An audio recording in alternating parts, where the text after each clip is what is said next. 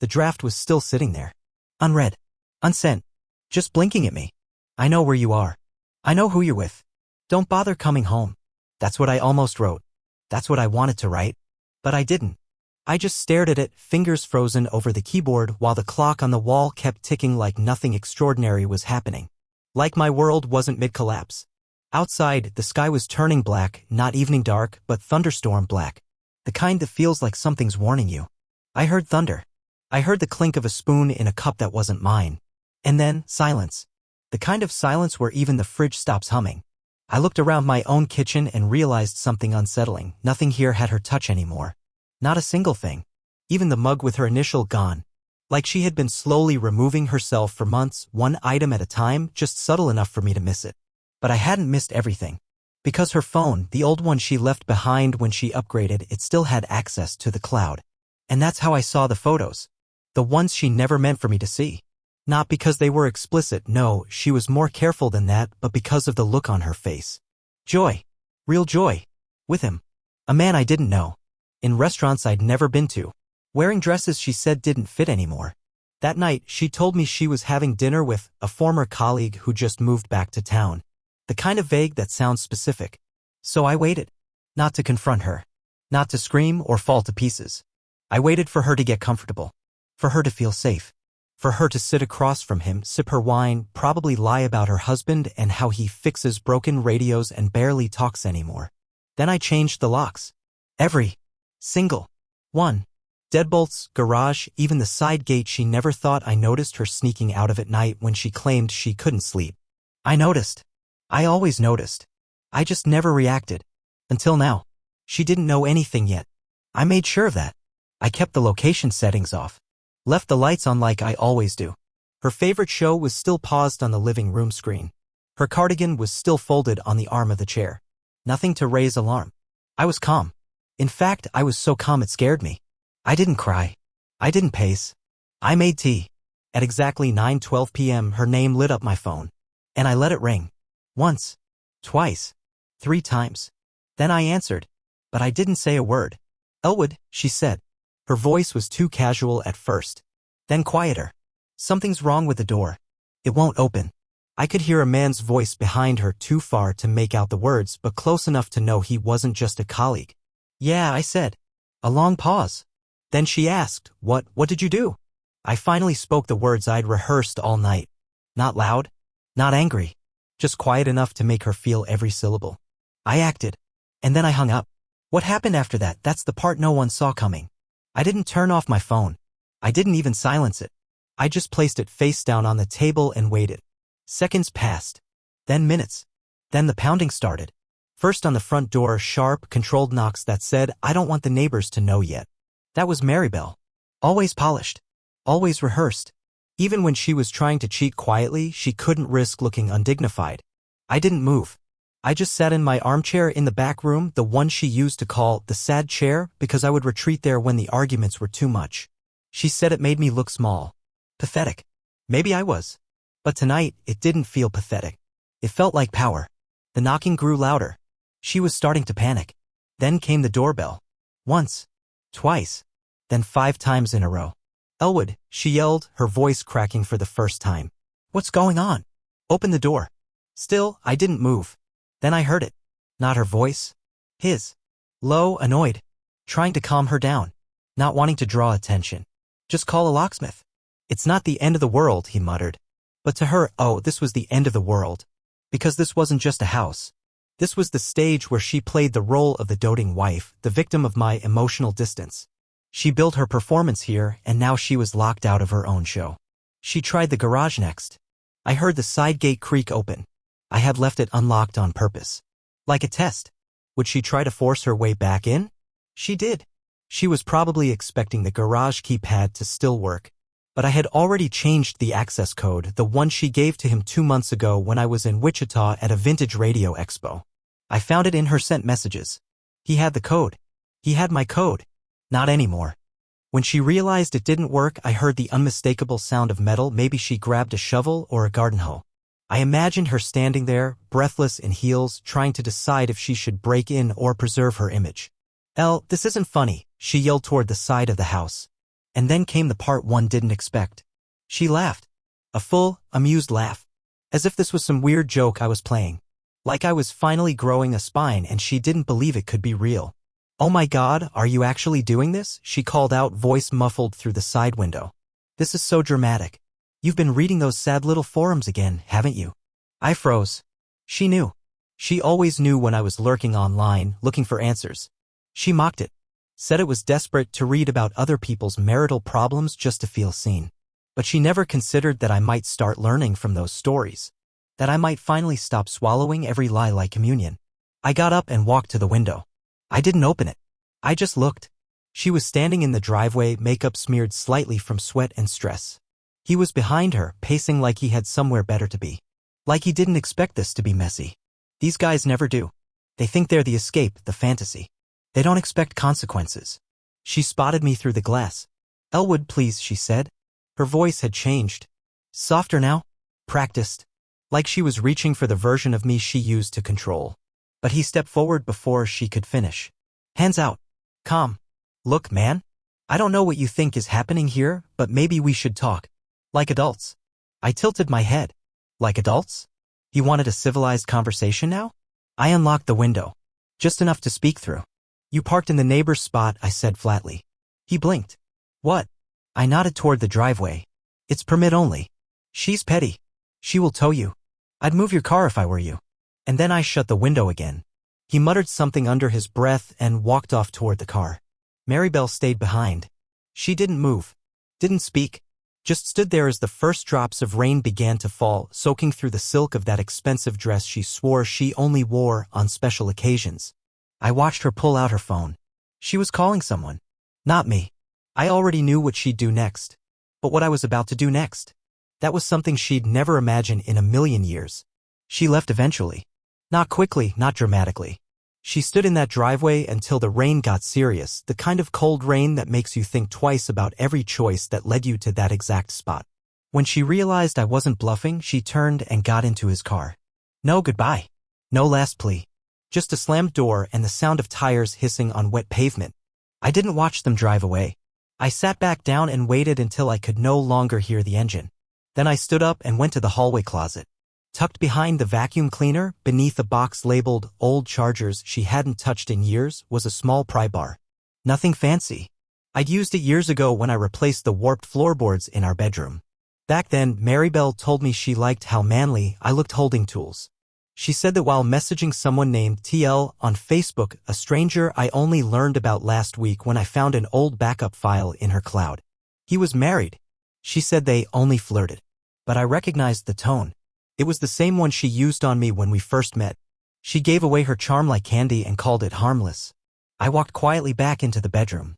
The light was soft, yellow, warm, the kind that makes a place look safer than it really is. The third board from the wall creaked when stepped on, but only if you knew to listen for it. I did. I knelt, wedged the pry bar beneath the plank, and slowly lifted. Beneath the wood was a small envelope. Untouched since I put it there 3 weeks ago. I hadn't planned to open it until I was gone. I'd written it on the kind of night when everything felt too loud to sleep. It was supposed to be a farewell.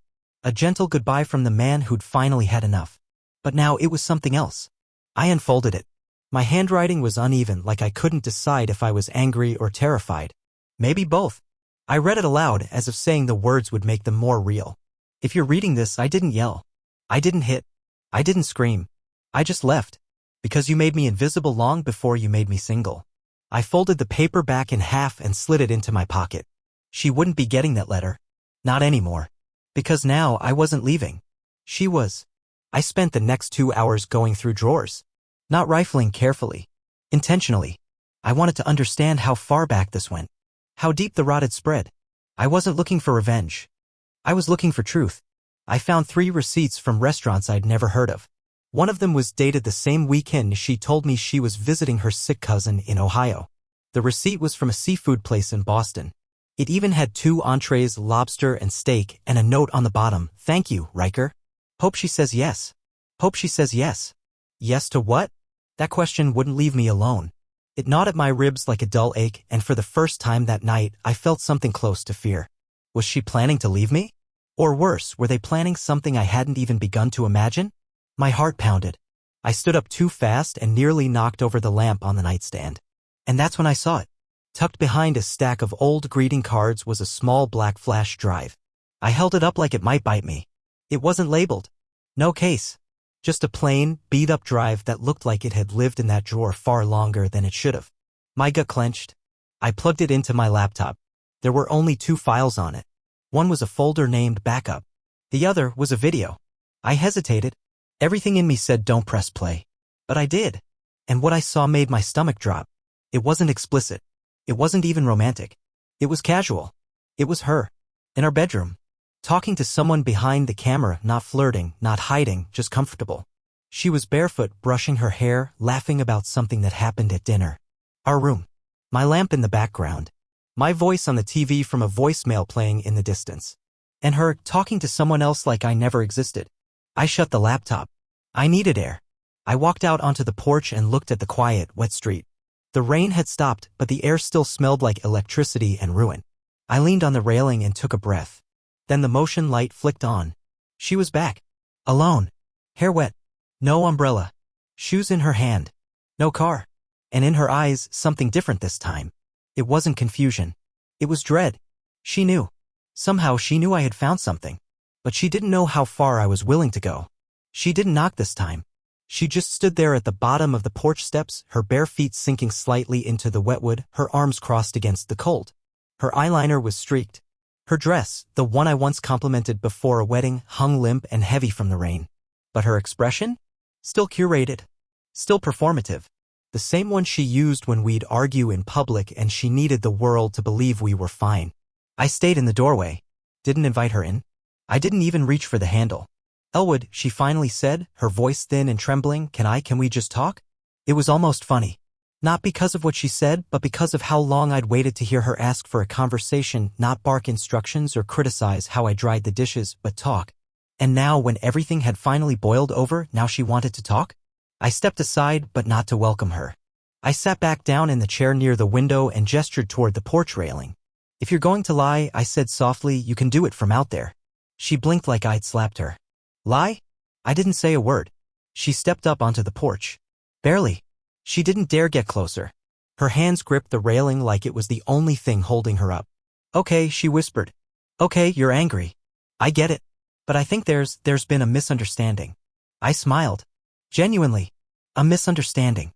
As if I'd misread her cozy videos in our bedroom. As if the flash drive had downloaded itself. As if the voice in the background wasn't calling her baby. So I asked quietly, was Riker a misunderstanding too? The color drained from her face. There it was. Proof. Not from any device. Not from a backup file. Just that subtle, involuntary flicker in her eyes. You can't fake that. Not with someone who's seen you laugh in your sleep and sob in the shower. She started. He's just a friend. That line. That classic line. It's the lie people tell themselves right before their world burns down. Friends don't shoot videos in married people's bedrooms, I said. Friends don't help change access codes to garage doors. And friends don't order wine for 2 at hidden restaurants 4 states away. Her lips parted, but she didn't speak. She looked around like the answers might be written somewhere on the walls. I was going to tell you, she finally whispered. When? I don't know. She sat down on the top step, hands shaking. And that's when the mask started slipping. Not all at once, but like cracks in old porcelain. She wasn't composed anymore. She was unraveling. And still, part of me ached watching it. Because even now, even after everything, I remembered the girl who danced with me barefoot in the kitchen on our 2nd anniversary. The one who stayed up with me through my father's surgery. The woman who once whispered, there's no world I want that doesn't have you in it. That woman was gone. In her place sat someone I didn't know. Someone who wore that memory like a disguise. You were so still, she said suddenly, her voice breaking. You were always just there, Elwood. You never fought for anything. Not for me. Not for us. That stung. Because it was partly true. I didn't fight. I waited. I endured. I gave her the space to figure things out, thinking it was patience, but maybe it was just cowardice. I thought I was being loyal, but maybe I was just waiting to be replaced. And she did. I didn't cheat the way you think, she said, quieter now. I leaned forward. Is there a better version of this story I'm missing? She didn't answer. Instead, she reached into her coat pocket and pulled something out. Not a key. Not a phone. A folded piece of paper. What's that? I asked. It's the letter, she said. The one you wrote. I froze. She unfolded it, my letter. The one I had hidden under the floorboard. The one I thought only I had seen. My stomach twisted. How did you? I saw you, she said. 3 nights ago. You pulled it out. You read it to yourself. You stood in the mirror and read it out loud. I didn't say anything. You were awake? She nodded. I saw your face. I've never seen you look that alone. She looked down at the letter again, her eyes filling. You weren't going to say any of this. You were just going to disappear. No yelling. No drama. Just gone. I didn't reply. I couldn't. She wiped her eyes. And that scared me more than anything. I should have felt victorious. I should have felt righteous. But I didn't. I felt heavy. Because this wasn't justice. This was what was left after everything good had been drained. And yet, part of me still didn't know what I'd do next. She sat there, waiting for something. Forgiveness? Punishment? An ending? But I wasn't ready to give her anything. Not yet. Because the real truth, the part one hadn't admitted even to myself, was that I had one more move left. And she would never see it coming. She sat there for another 15 minutes, maybe more, gripping that letter like it was a life preserver. But I could see it, the way her gaze kept flicking toward the door behind me, the hesitation in her posture, the part of her that wasn't just heartbroken, but calculating. She wasn't here to confess.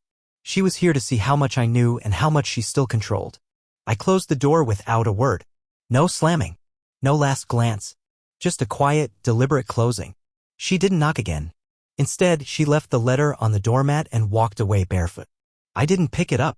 I watched it curl slightly at the corners from the damp air and waited until the sun came up to toss it onto the kitchen counter, where it stayed, untouched, like a crime scene waiting to be processed. The next morning, I drove to the one place I never thought I'd return to, the public storage lot on Old Mill Road. It's one of those places people use when they don't want the stuff they're hiding to be found. I should know. I rented Unit 14B 4 years ago, back when I thought I'd surprise her with a remodeled guest room. I'd kept tools there, old lumber, a mattress frame we never used. But the surprise was delayed, then canceled, and eventually forgotten. The unit had stayed locked all this time. Until today. I hadn't told her I was still paying for it. I hadn't told anyone. I rolled up the creaking metal door and stood there in the dust. Most of the contents were covered in tarps, but it wasn't the forgotten furniture I was here for.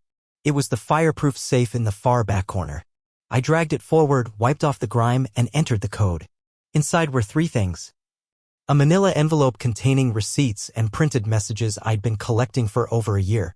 A prepaid phone I'd used to contact a private investigator 6 months ago, back when I still doubted myself but couldn't ignore her changes anymore. A voice recorder. It was the recorder that made my chest tighten. I hadn't touched it since the night I left it running under the passenger seat of her car. At the time, I thought it was petty. Paranoid. I almost threw it away the next morning. But something in me said hold on. So I did. I pressed play. Her voice filled the small space. Clear. Too clear.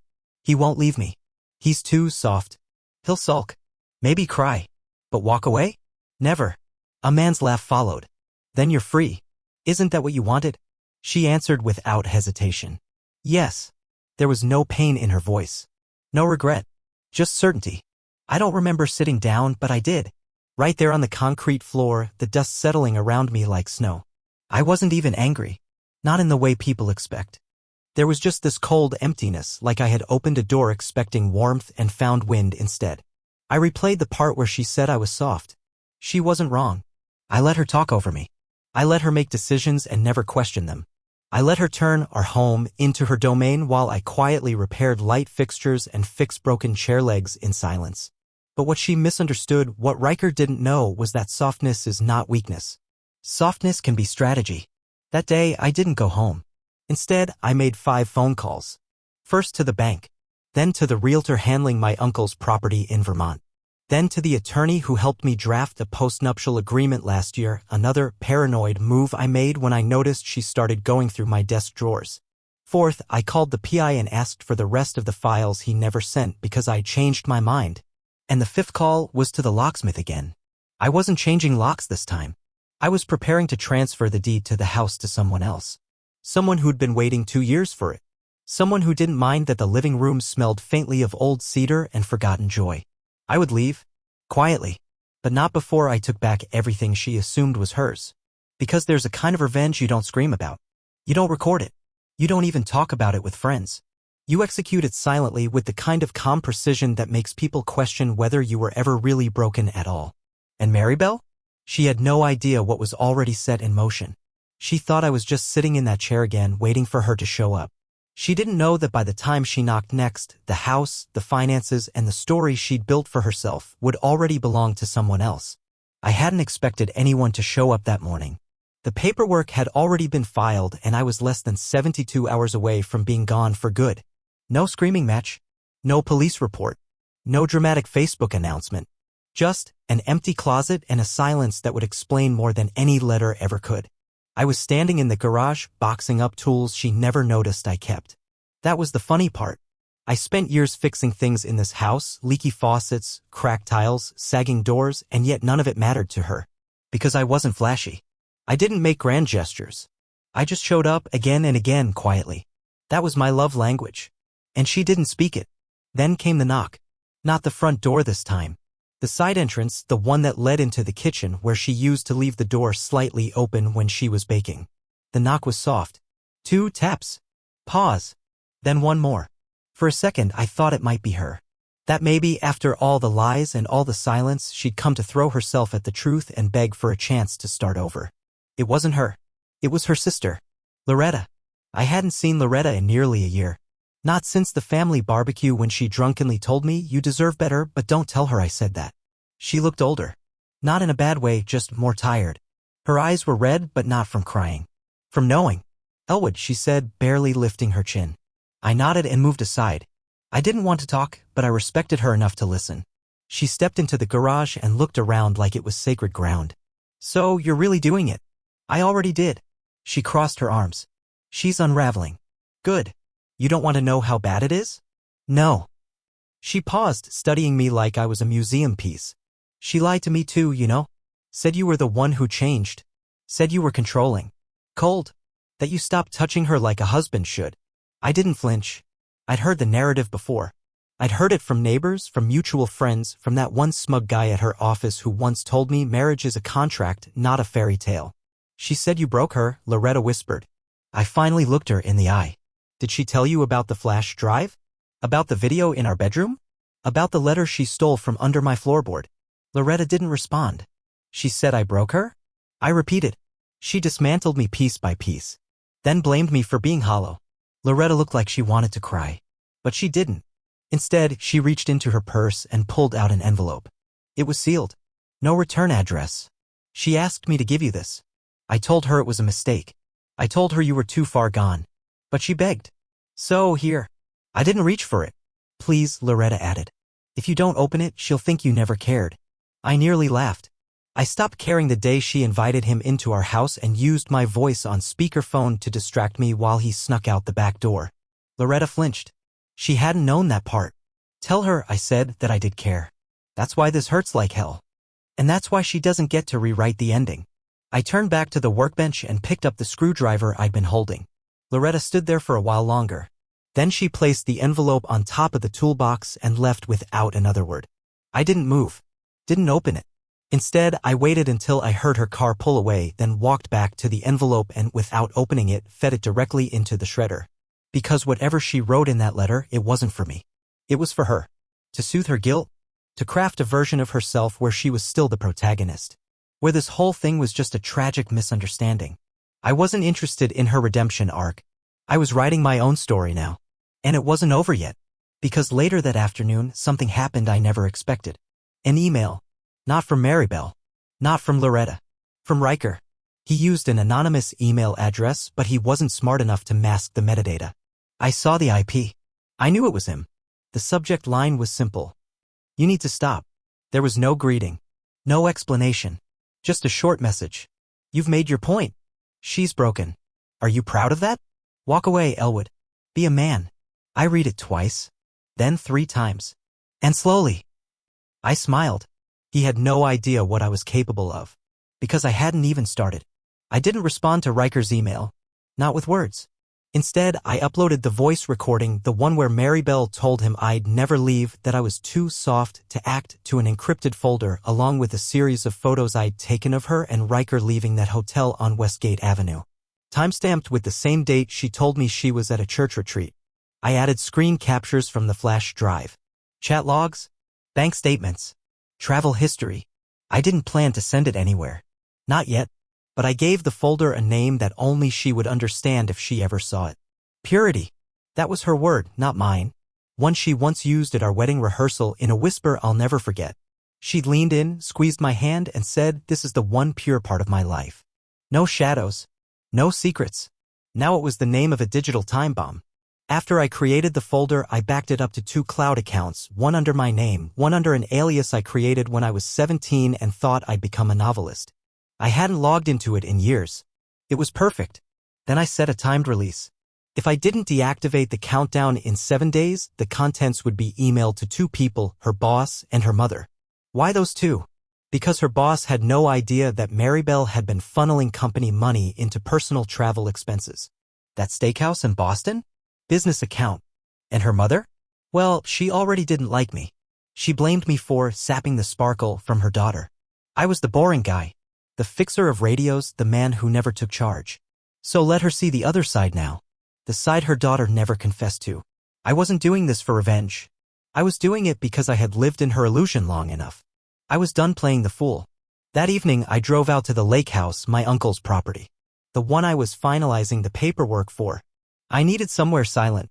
Not the kind of silent that makes your thoughts louder, but the kind that makes them stop altogether.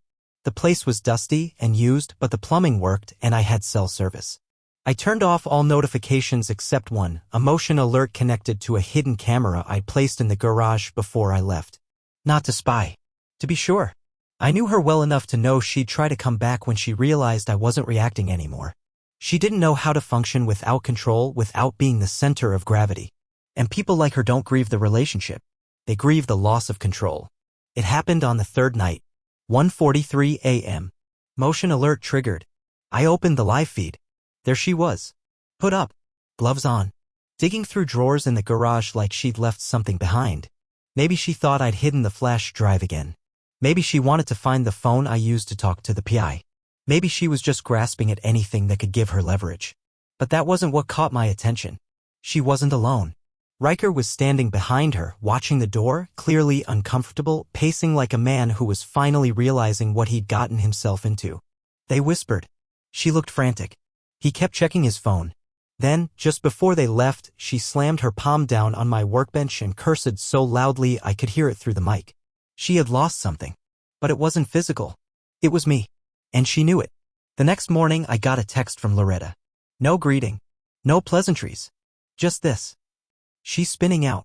She's blaming you for everything. She told Mom you erased her life. I didn't reply. Because in a way I had. Not out of cruelty. Out of clarity. I was erasing the story she had built, the one where she was the misunderstood wife, trapped in a quiet marriage with a man too passive to breathe. But then came the real surprise. Another email. This time from someone I hadn't heard from in over a decade. Henry Holloway. An old friend. Former roommate from college. I hadn't seen him since the wedding. His message? I know this is strange. But I need to tell you something about Maribel. It's about what happened before the wedding. Call me. I stared at it, not breathing. Because whatever I thought I knew about Maribel, whatever lies I thought I had already uncovered, that message told me something different. The story wasn't over. It had never even begun. I sat with the email from Henry Holloway for hours before calling. I was nervous. Not because I was afraid of what I'd learn, but because I wasn't sure I had the energy left to dig deeper. I was already rebuilding from ash. What else could possibly be hidden beneath it? But I called anyway. Henry picked up on the first ring. Elwood, he said, and just hearing my name in his voice brought back a dozen memories, late nights, dumb jokes, the kind of loyalty you forget people used to have for you before adulthood stretches everyone too thin. He didn't waste time. I know I should have told you this years ago, he said. But the truth is, I didn't think you'd believe me back then. And I thought, maybe if I kept it buried, it would stop mattering. What is it? I asked. He took a breath. 3 weeks before your wedding. Maribel kissed me.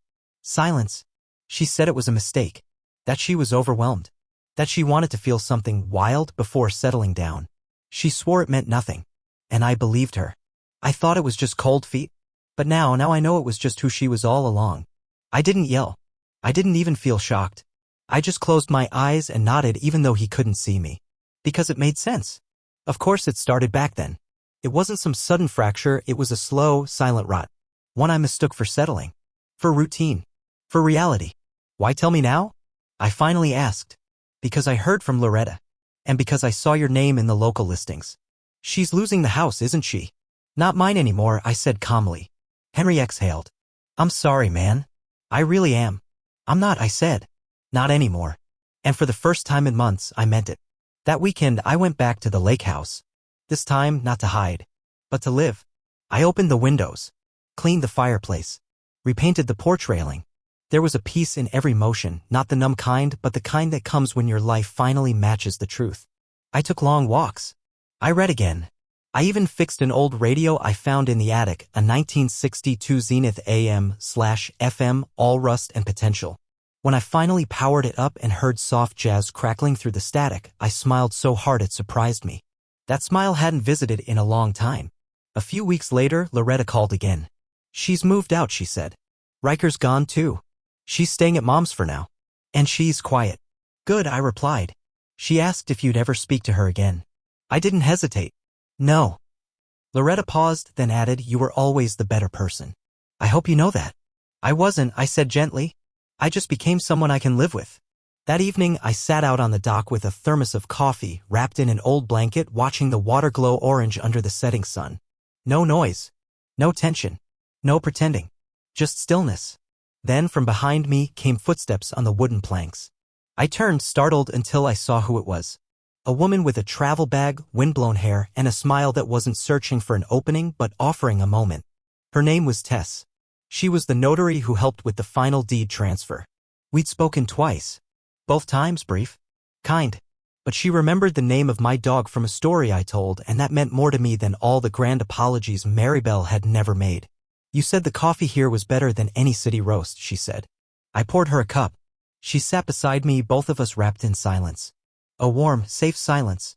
And in that moment, I realized something powerful. The final chapter of your story doesn't have to be revenge.